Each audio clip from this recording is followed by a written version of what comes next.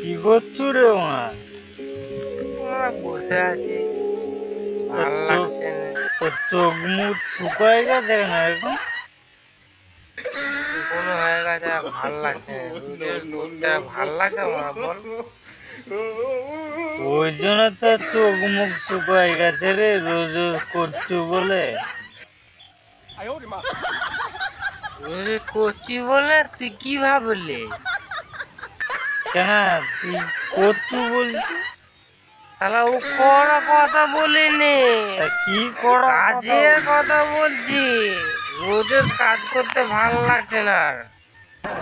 কি কাজ করছিস? তো কালকে আমার সঙ্গে যাবি না? কি কাজটা বলবি তো? চাকরির বাল ছিঁড়া কাজ, পুরো বাবা, শুকনো হয়ে যাবে। এটা আবার কি কাজ রে? যাবে বুঝতে পারবি।